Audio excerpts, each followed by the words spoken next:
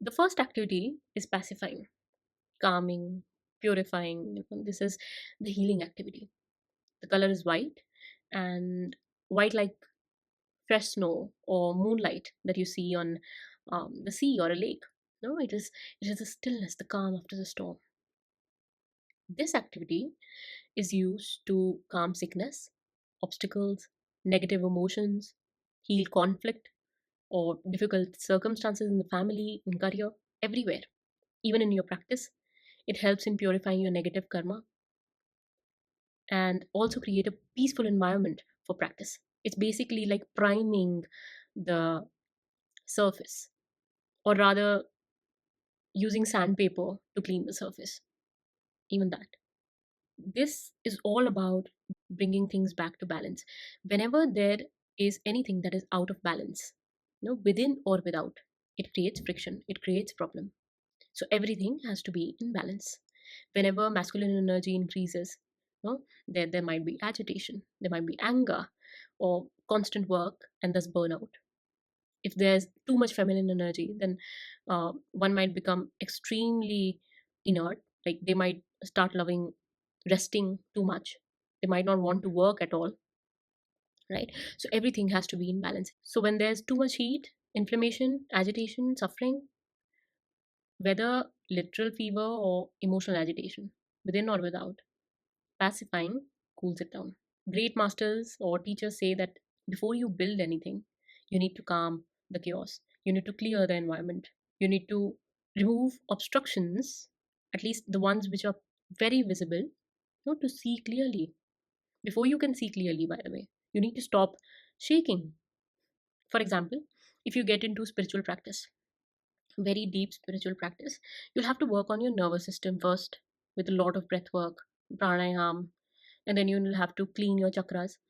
But if you try to work on your chakras without cleaning your nervous system, without calming yourself, grounding yourself, you'll face problems. You'll become ungrounded, and then you'll also attract negativity, negative beings from all around you, anxiety, tension, stress, even psychosis. So it's very dangerous, right? Everybody who's been on the spiritual path, you have to calm yourself first. So you have to cleanse yourself. You have to clean your impurities first, and only then get into deeper mantra chanting or other purification practices. This is pre-purification, and then there's purification to prevent yourself from basically short circuiting. Or let's say there's another example. You can't really understand a teaching on stress or anger when you are stressed or angry. As simple as that. You can understand your problem only when you're calm, when you are resting, when you're in pause, when you are deliberately thinking about that problem, and then also thinking about its solution, not just the problem itself. So, whenever someone is in acute emotional crisis or overwhelm, that is when pacification is most needed. Inflammation, as I said, physical or in relationships, there's too much fights in your relationships, then this is the activity that is needed, right? When there's a system, let's say family, community, organization, which has become very reactive.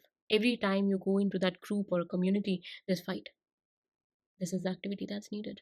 Or when there's suffering that's so raw, and there's too much vulnerability, right? And you can't tell people about these spiritual things, or end up looking like a fool or a very apathetic asshole. No? Because if someone is going through loss, trauma, shock, the last thing that you want to do is talk about spirituality to them. Don't do that. Never do that.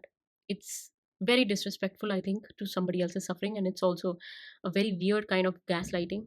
It's yeah, it's pathological altruism. Yeah, no more preaching. Anyway, pacifying activity is, just being there, being available, and telling maybe somebody else that it is fine to be in a place where they are, but things will be better.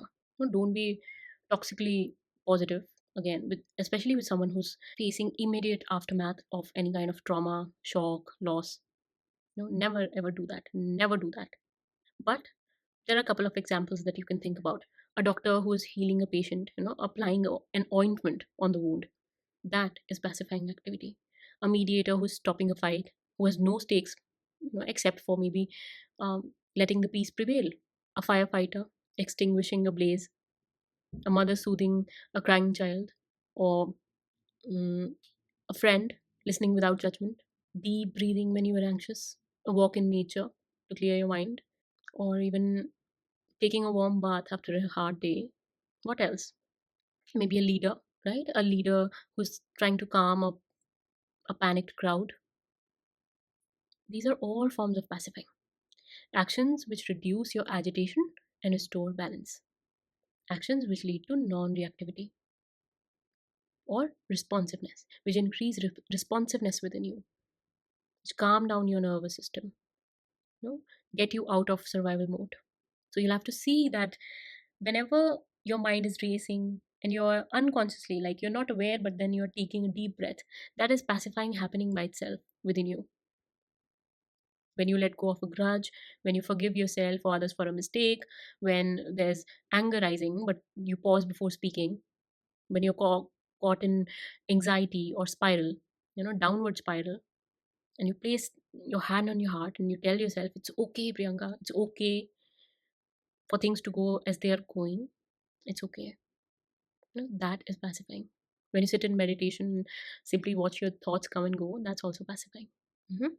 But also keep in mind that it doesn't push down or deny any kind of pain. That's gaslighting, that's bypassing. That's also one of the most common problems everyone on spiritual path faces, bypassing. Especially people who come to understand about non-duality or spirituality before the groundwork, before trying to understand their trauma, before understanding their nervous system, how their body holds the pain and the trauma and all these things. And then they say, oh, you know karma is happening to the illusion that you've made with your mind and all. Huh? But the pain still exists. This happened with me because I was constantly telling myself, oh, Priyanka, all of this is an illusion. No, there's no Priyanka that exists and all of that. But Priyanka was aching.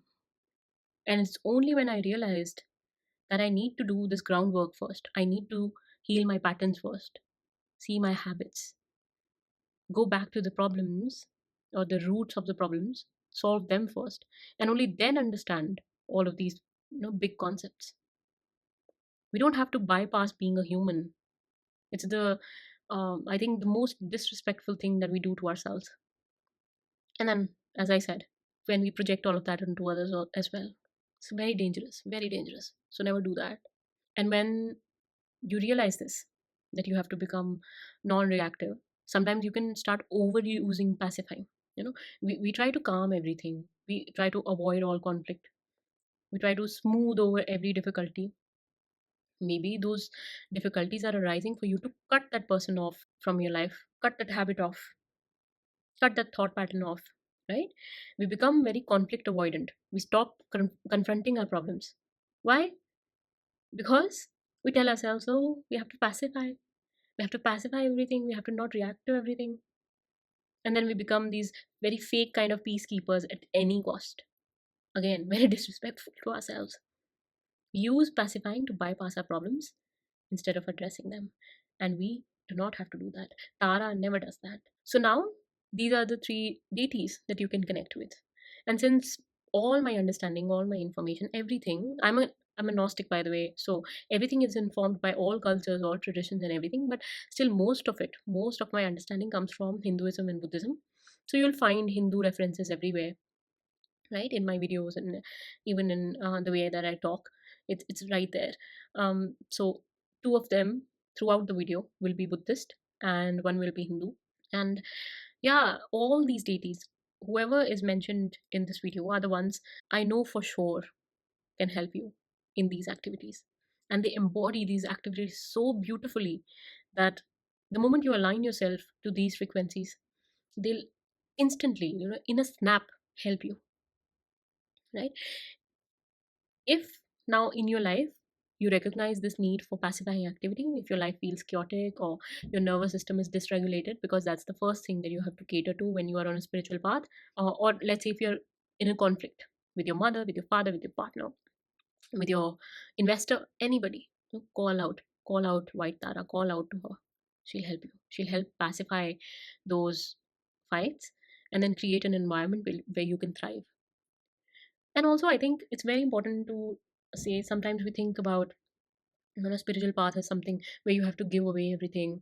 I don't think so. I think as long as you are in the world, you have to have everything, and sometimes all your base needs, right, since you are a normal human being, they have to be met for you to be on spiritual path.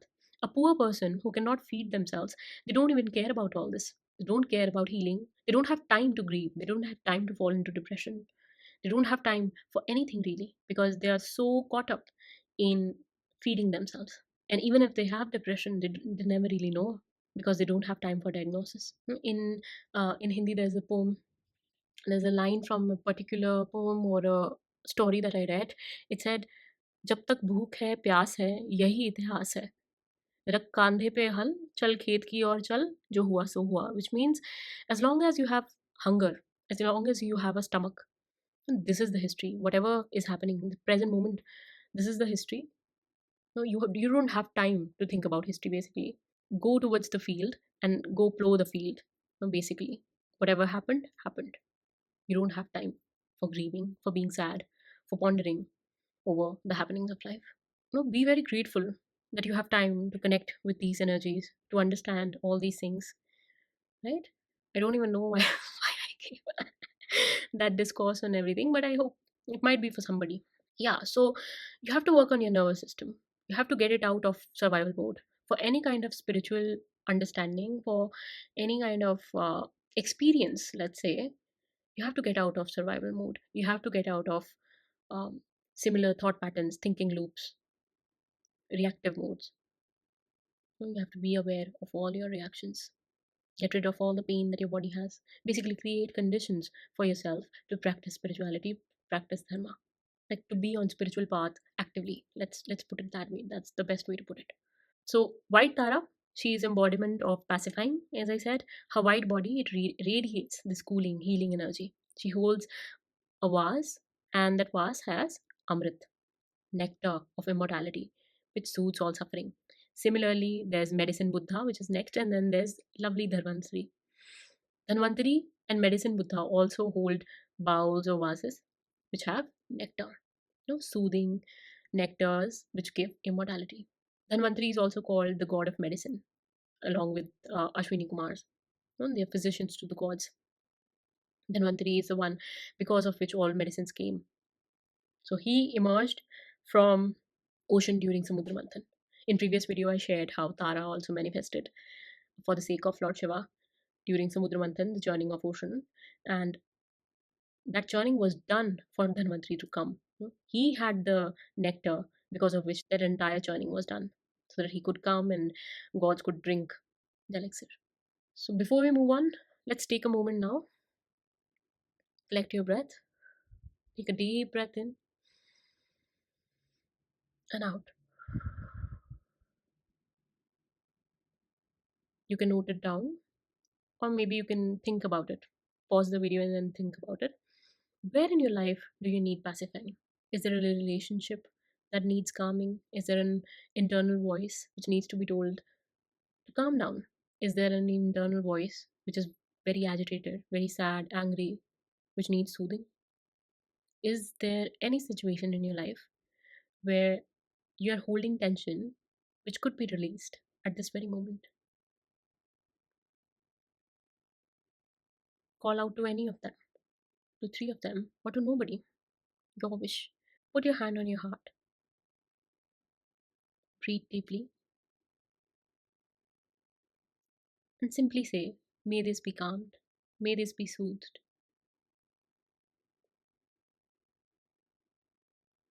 Amen. May peace arise within me. Amen. Om. Peace, peace, peace. Om Shanti, Shanti, Shanti.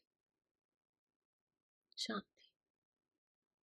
That's what this karma means.